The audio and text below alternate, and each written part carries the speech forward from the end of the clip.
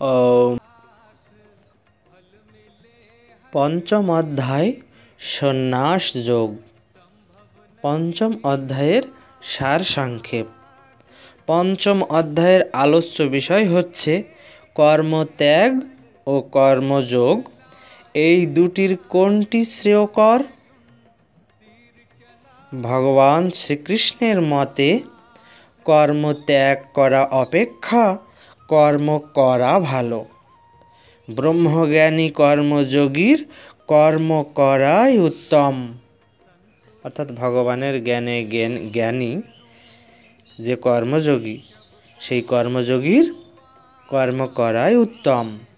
উভয়েরই ফল এক। কর্মবন্ধনের কারণ নয়, আসক্তি অর্থাৎ টান।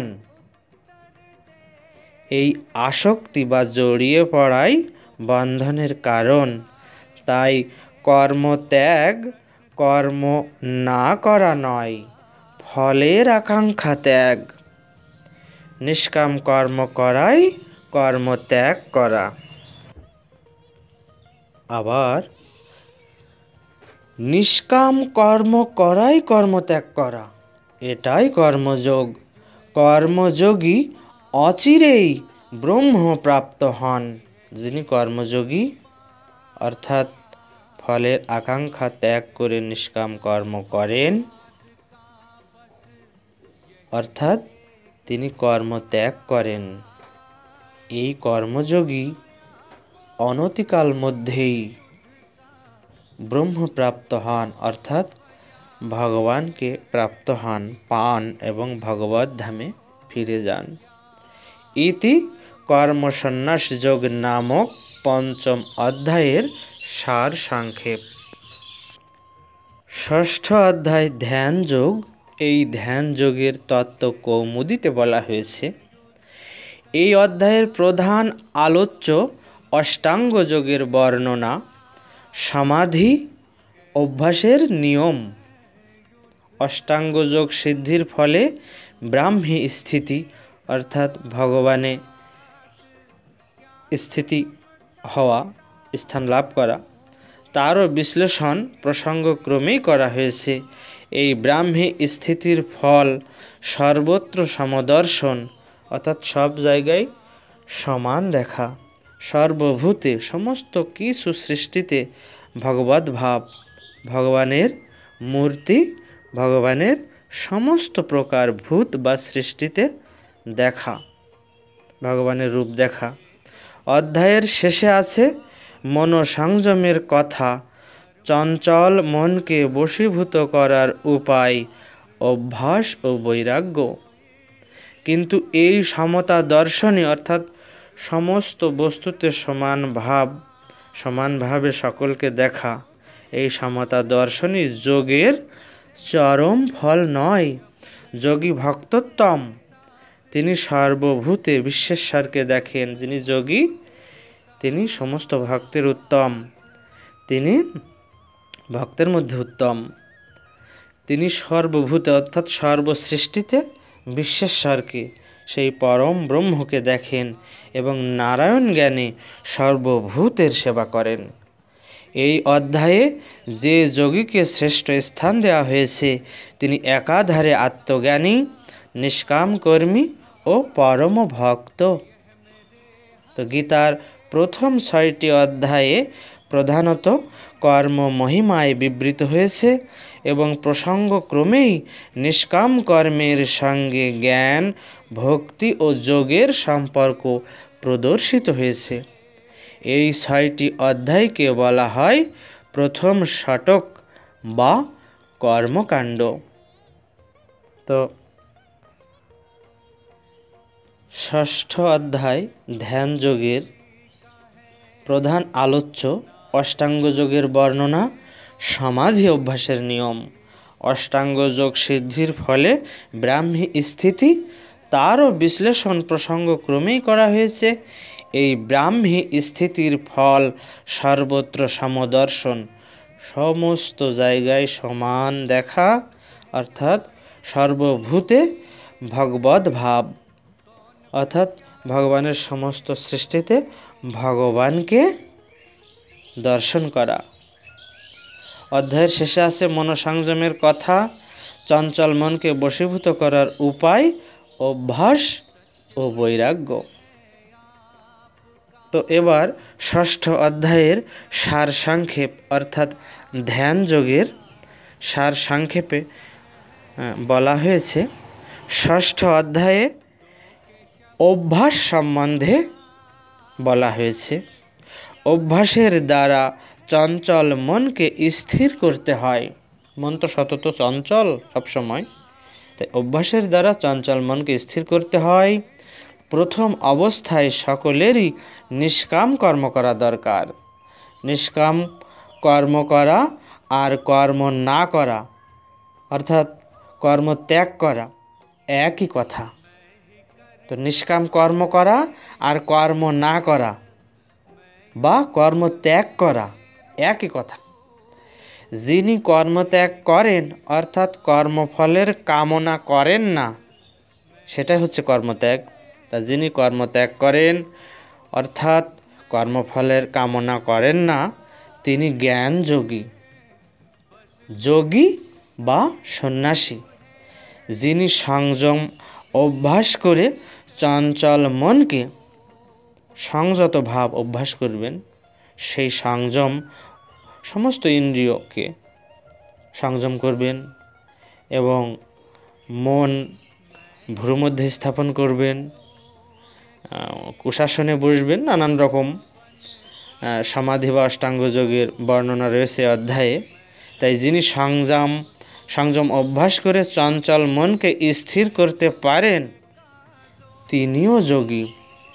ইতি অভ্যাস যোগ নামক ষষ্ঠ অধ্যায় বা ধ্যান যোগ নামক ষষ্ঠ অধ্যায়ের সার সংক্ষেপ। তাই গৌর হরি বল। তো দ্বিতীয় শতকে অর্থাৎ সপ্তম অধ্যায় থেকে দ্বাদশ অধ্যায় অর্থাৎ 12তম অধ্যায় পর্যন্ত ভক্তিযোগ আর কি আখ্যা দেওয়া যায়। যা প্রীতির বিবেকানাং বিষয়ে সন পায়নি ত্যা মনুস্মরত সামে হৃদয়ান্মাপ সর্পতু। বিষ্ণু পুরাণে 1:20-19 উল্লেখ হয়েছেন, যারা বিবেকহীন ইন্দ্রিয় ভোগ্য বিষয়ের প্রতি তাদের যেমন প্রগাঢ় প্রীতি, তোমার জন্য ব্যাকুল আমার হৃদয় থেকে সেই প্রীতি যেন কখনো দূর না হয়।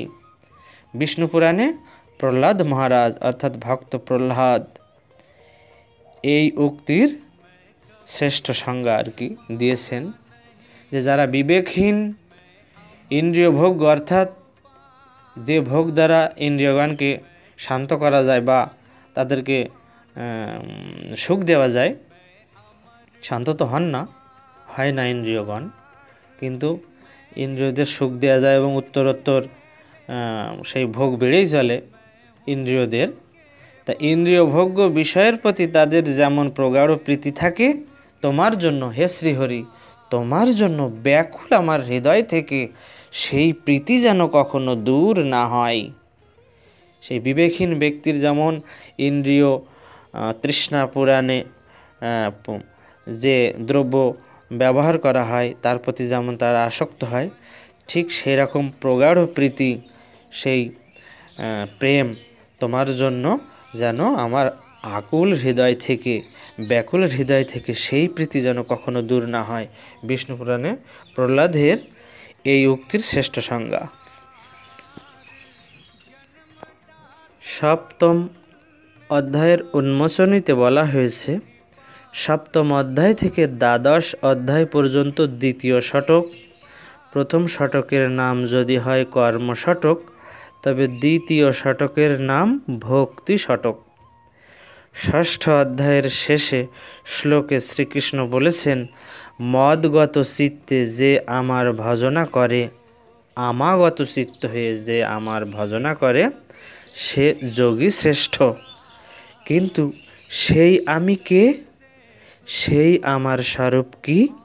কিভাবে আমাকে ভজনা করতে হবে সপ্তম এবং তার পরবর্তী অধ্যায়গুলোতে থাকবে তারই আলোচনা। সপ্তম অধ্যায়ে বিশ্বেশ্বরের স্বরূপ অর্থাৎ জ্ঞান এবং তা অনুভবের উপায়, প্রধানত এ দুটো প্রসঙ্গের ব্যাখ্যা।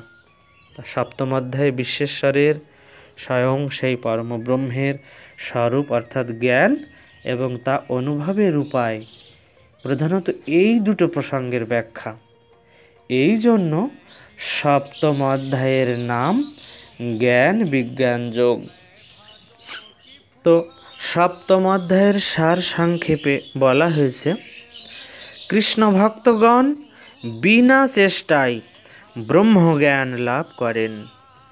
জ্ঞান বিজ্ঞান যোগ নামক সপ্তম অধ্যায়ে এ কথাই সম্যকভাবে ব্যাখ্যা করা হয়েছে।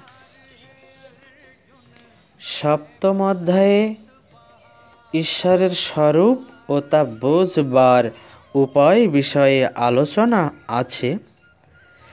ঈশ্বরের দুটো প্রকৃতি, একটি অপরা প্রকৃতি আর একটি পরা প্রকৃতি। এই দুই প্রকৃতি দ্বারা জগতের সৃষ্টি। এই প্রকৃতি ঈশ্বরের মায়া। ঈশ্বর নিজে মায়ার অতীত। মানুষের পক্ষে মায়া এড়ানো সহজ নয়। ঈশ্বরের শরণ নিলে সহজে মায়া থেকে মুক্তি লাভ করা যায়। তো সপ্তম অধ্যায়ে ঈশ্বরের স্বরূপ ও তা বোঝবার উপায় বিষয়ে আলোচনা আছে। ঈশ্বরের দুটো প্রকৃতি, একটি অপরা প্রকৃতি আর একটি পরা প্রকৃতি। এই দুই প্রকৃতি দ্বারা জগতের সৃষ্টি। এই প্রকৃতি ঈশ্বরের মায়া। ঈশ্বর নিজে মায়ার অতীত। মানুষের পক্ষে মায়া এড়ানো সহজ নয়। ঈশ্বরের শরণ নিলে সহজে মায়া থেকে মুক্তি লাভ করা যায়। ইতি জ্ঞান বিজ্ঞান যোগ নামক সপ্তম অধ্যায়ের সার সংক্ষেপ। অষ্টম অধ্যায় অক্ষর ব্রহ্মযোগ। এই অধ্যায়ে বিভিন্ন নামকরণ দেখা যায়। কেউ এর নাম দিয়েছেন তারক ব্রহ্মযোগ, কেউ দিয়েছেন অক্ষর পরব্রহ্ম বিবরণ।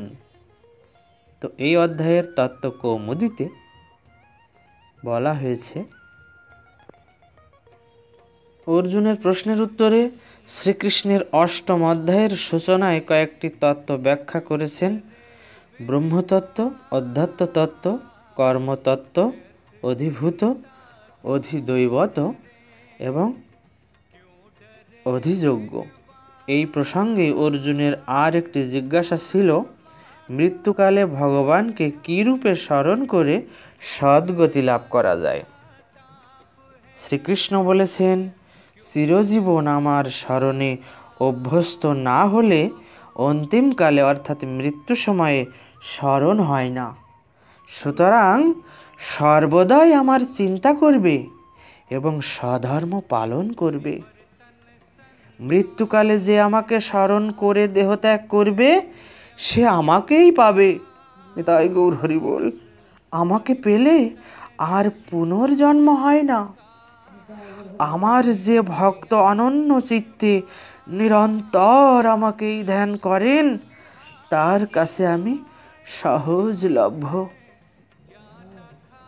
তো আমার যে ভক্ত অনন্য চিত্তে মনকে অন্য জায়গায় না নিয়ে নিরন্তর সব সময় কোনো ফাঁকা না দিয়ে, কোনো বাদ না দিয়ে আমাকেই ধ্যান করেন, তার কাছে আমি সহজলভ্য, অর্থাৎ আমি তার কাছে সহজে ধরা দিই।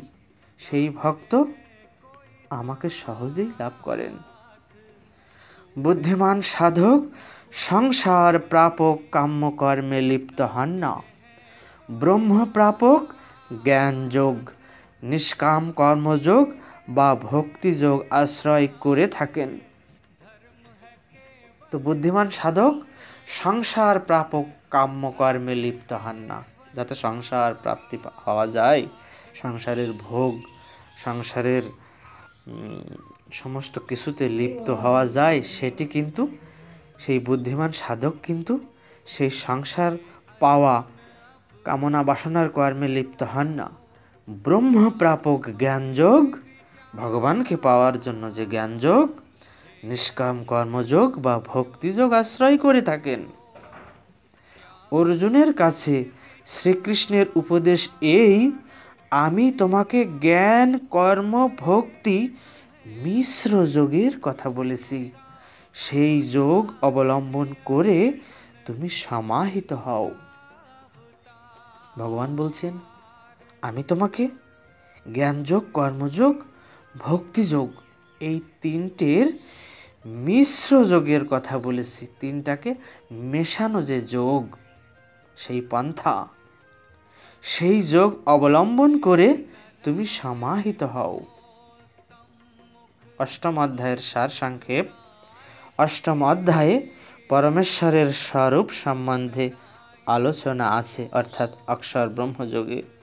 পরমেশ্বরই পরম ব্রহ্ম, তিনি ভগবান, তিনি জগতের মূল কারণ, তিনি নিত্য, তার কোনো ক্ষয় নেই, ব্যয় নেই, রূপান্তর নেই। ভক্তি দ্বারা তাকে লাভ করা যায়। ইতি অক্ষর ব্রহ্মযোগ নামক অষ্টম অধ্যায়ের সার সংক্ষেপ। তো এবার নবম অধ্যায় শ্রীমদ্ ভাগবত গীতাতে নবম অধ্যায়ের উন্মোচনীতে বলা হয়েছে, সপ্তম ও অষ্টম অধ্যায়ে শ্রী ভগবান বলেছেন, পরমেশ্বর তত্ত্ব ভক্তি পথেই সুলভ, অন্য পথে নয়। অর্থাৎ স্বয়ং ভগবানের যে তত্ত্ব, ভগবানকে প্রাপ্তির যে পথ, ভক্তি পথেই সুলভ, অর্থাৎ সহজে পাওয়া যায় ভগবানকে, অন্য পথে নয়। তিনি বলেছেন, যে ব্যক্তি অনন্য চিত্তে যাবজ্জীবন আমাকে স্মরণ করে, আমি তার পক্ষে সহজলভ্য। ভক্তা লভ্যস্তু অনন্যয়া।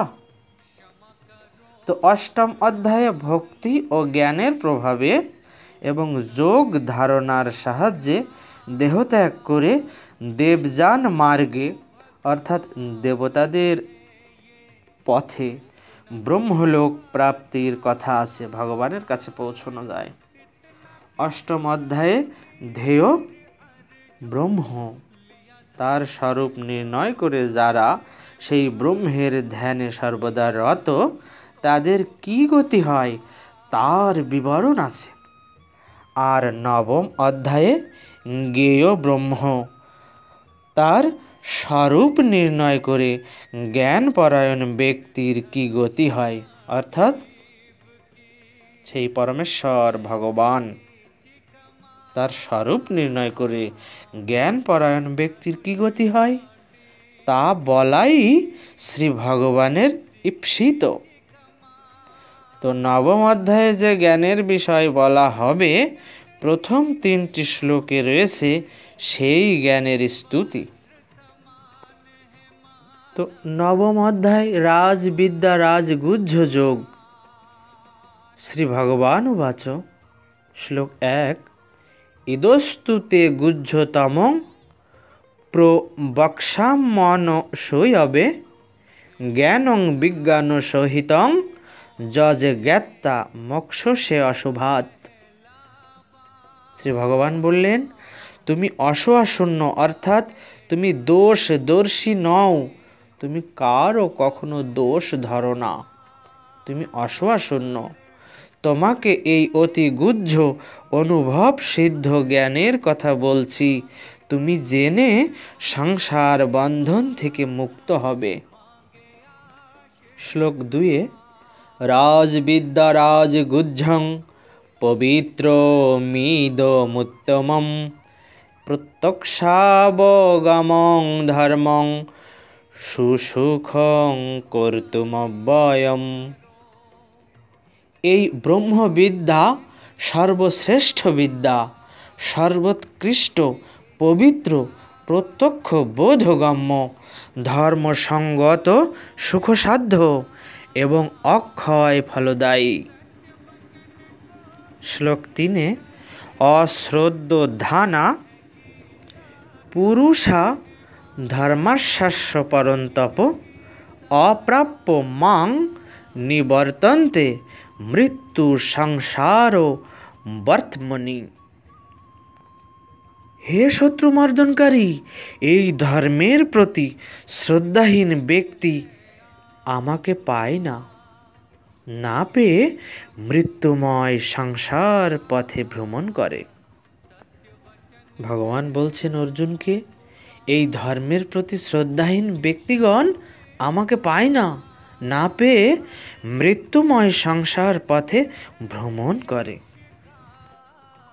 তো নবম অধ্যায়ের সার সংক্ষেপে বলা হয়েছে। নবম অধ্যায়ে ভক্তিযোগ বিষয়ে বিস্তৃত আলোচনা আছে। পরমেশ্বর জগৎ ব্যাপী আছেন, সারা জগৎ জুড়ে আছেন ভগবান, অথচ তিনি এই জগতে নেই। তিনিই জগতের মূল। তার ভক্তের বিনাশ নেই, তার ভক্ত তাকেই প্রাপ্ত হয়ে থাকেন। ইতি রাজবিদ্যারাজ গুহ্যযোগ নামক নবম অধ্যায় এর সার সংক্ষেপ।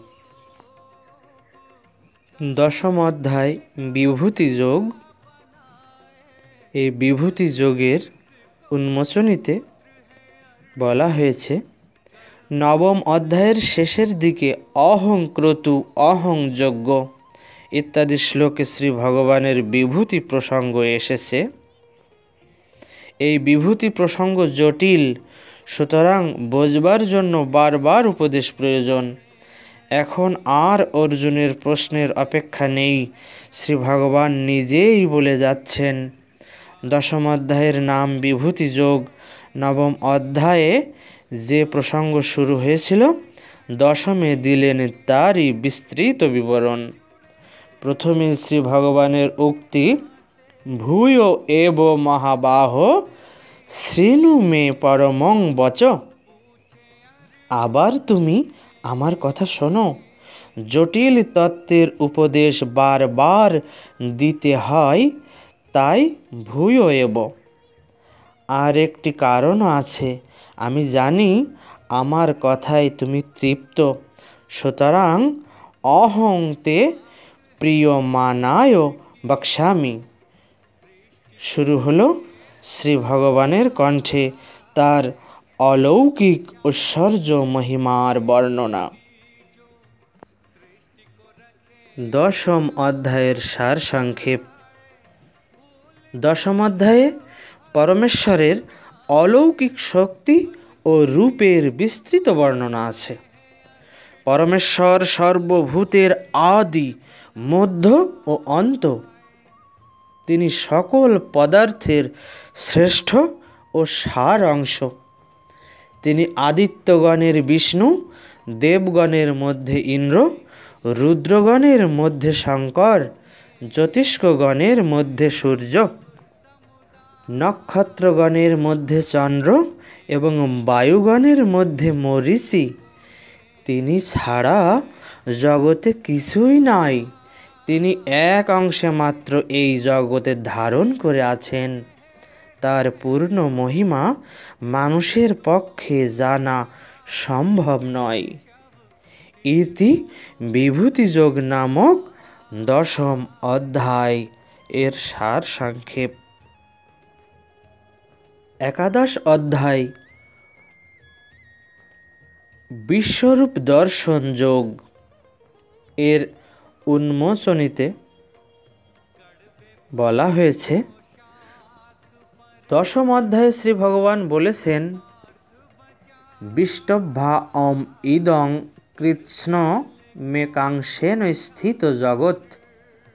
আমি আমার নিজ স্বরূপের একাংশের দ্বারাই এই বিশ্বজগৎ ধারণ করে আছি। অর্জুনের কৌতূহল জেগেছে। তিনি বলেছেন, দ্রষ্টুমিচ্ছামি তে রূপমৈশ্বরং। তোমার সেই ঐশ্বর্যময় রূপ দেখে আমি কৃতার্থ হতে চাই।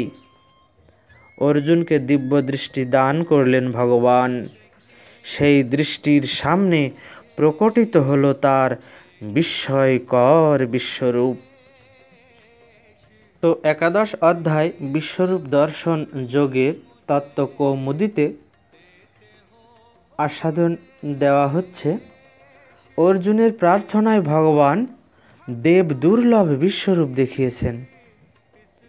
অর্জুন দেখিয়াছিলেন ভগবৎ প্রদত্ত দিব্য চক্ষুর সাহায্যে নিজের শক্তিতে নয়।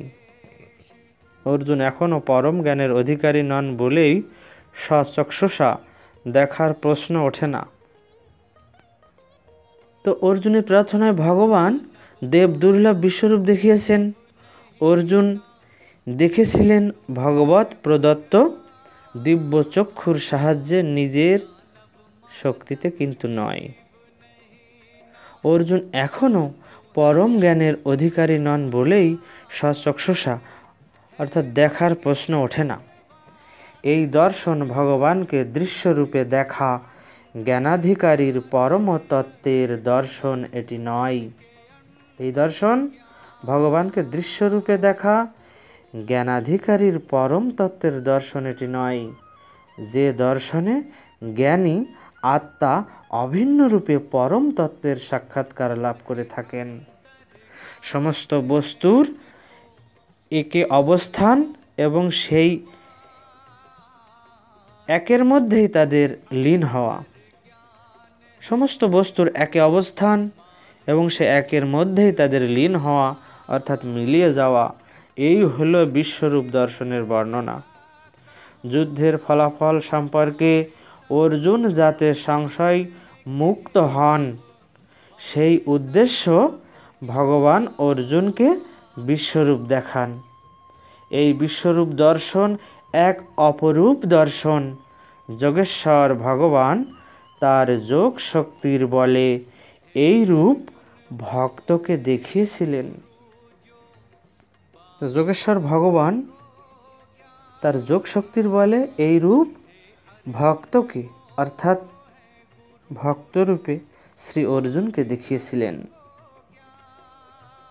একাদশ অধ্যায়ের সার সংক্ষেপে আস্বাদন করা হচ্ছে। একাদশ অধ্যায়ে পরমেশ্বরের বিশ্বরূপের বর্ণনা আছে। অর্জুন পরমেশ্বরের অলৌকিক রূপ দেখতে চেয়েছেন। তখন ভগবান শ্রীকৃষ্ণ অর্জুনকে দিব্য চক্ষু দিলেন। অর্জুন দেখলেন শ্রীকৃষ্ণ পূর্ণ ও সর্বব্যাপী সমস্ত জায়গা জুড়ে আছেন। তার আদি নেই, গোড়া নেই, অন্ত নেই অর্থাৎ শেষ নেই। চরাচর বিশ্ব তার মধ্যেই পরিদৃশ্যমান।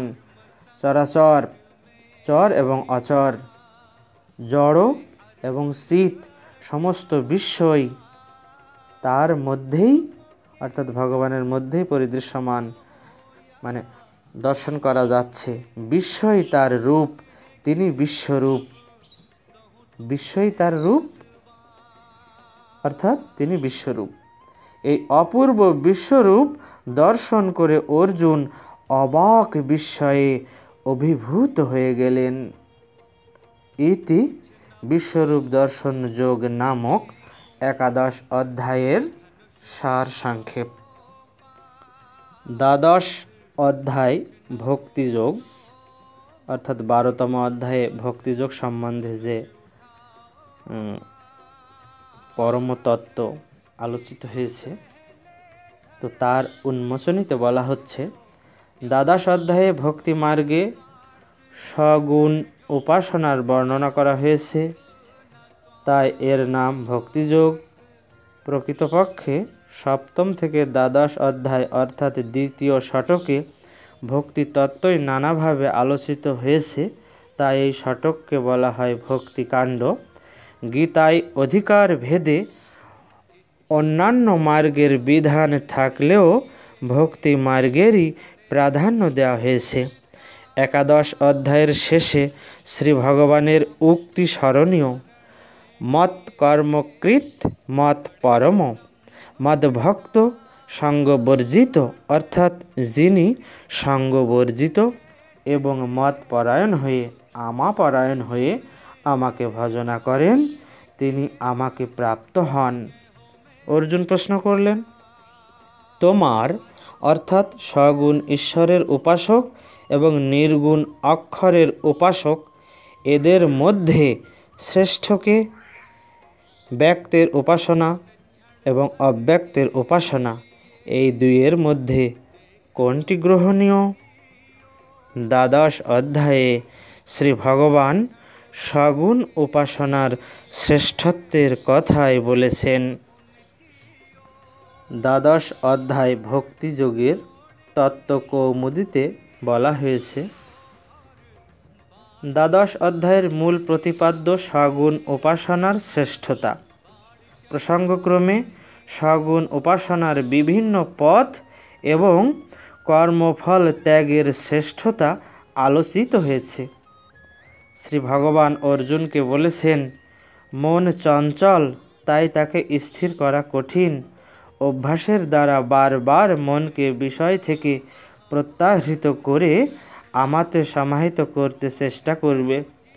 এতে অসমর্থ হলে আমার প্রীত্যর্থে বা আমার খুশি করার জন্য আমাতে ভক্তির উৎপাদক যেসব কর্ম, যেমন সাধুসঙ্গ, শাস্ত্রপাঠ, আমার লীলা শ্রবণ বা কীর্তন, এই সব কর্ম করতে হবে। এতেও অসমর্থ হলে সংযত চিত্ত হয়ে ফলাকাঙ্ক্ষা ত্যাগ করে অনাসক্ত চিত্তে কাজ করে যেতে হবে। ফলাকাঙ্ক্ষা বর্জিত কর্মানুষ্ঠানই শ্রেষ্ঠ সাধন। তো ভগবান অর্জুনকে বলেছেন, মন চঞ্চল, তাই তাকে স্থির করা কঠিন। অভ্যাসের দ্বারা বারবার মনকে বিষয় থেকে প্রত্যাহৃত করে ফিরিয়ে এনে আমাতে সমাহিত করতে চেষ্টা করবে।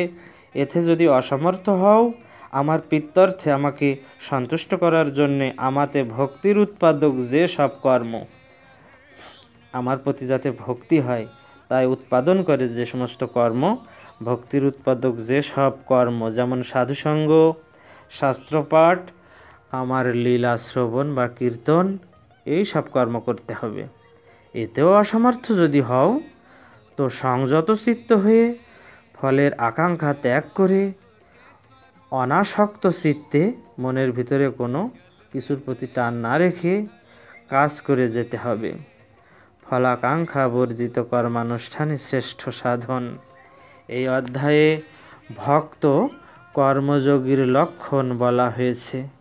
ভক্ত কর্মযোগীর লক্ষণ এই দ্বাদশ অধ্যায় ভক্তিযোগে বলা হয়েছে। এই লক্ষণগুলোর যিনি অধিকারী তিনিই আদর্শ ভক্ত। শ্রীমদ্ ভগবদ্ গীতার ব্যাখ্যানে 2য় শতকে ভক্তিযোগ সমাপ্ত। দ্বাদশ অধ্যায়ের সারসংক্ষেপে বলা হয়েছে, দ্বাদশ অধ্যায়ে ভক্তিযোগের আলোচনা আছে। ভগবানকে উপাসনা করার 3টি উপায়। একটি, ভগবানের উপর সমস্ত কাজের ভার দিয়ে ভগবানের ধ্যান ও উপাসনা করা। দ্বিতীয়টি, ভগবানে মন স্থির করতে না পারলে ভক্তি উৎপাদক কর্ম দ্বারা মন স্থির করে যোগ অভ্যাস করা। তৃতীয় উপায়, কর্মফলের আশা না করে ভগবানের উদ্দেশ্যেই কেবল কর্ম করা। যে ভক্ত সকলকে ভালোবাসেন ও দয়া করেন তিনিই ভগবানের প্রিয়। ইতি ভক্তিযোগ নামক দ্বাদশ অধ্যায়ের সার সংক্ষেপ।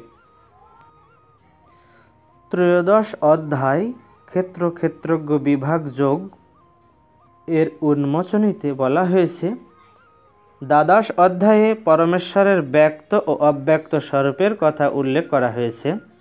শ্রী ভগবান তার ভক্ত অর্জুনকে ব্যক্ত উপাসনার অর্থাৎ সগুণ উপাসনার উপদেশ দিয়েছেন।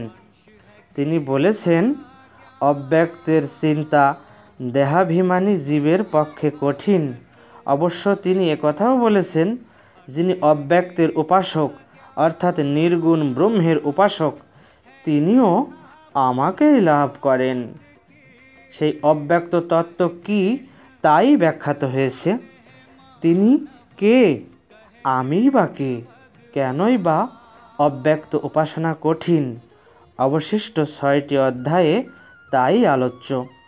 কথাটি অন্যভাবেও বলা যেতে পারে, তত্ত্বমসি তৎ যোগ তয় ব ফলাম তম যোগ অ দন্তস্বয় রস্বীকারে সি অসি, এই মহাবাক্যের উপলব্ধি থেকেই ব্রহ্মজ্ঞান হয়ে থাকে। তৎ ও তম পদের অর্থ কী তা 12টি অধ্যায়ে বিশ্লেষিত হয়েছে। এখন তত্ত্বমসি অর্থাৎ তুমি তিনি অর্থাৎ পদ সমষ্টিরূপ তত্ত্বমসি এই বাক্যের তাৎপর্য কী অবশিষ্ট 6টি অধ্যায়ে ব্যাখ্যাত হবে।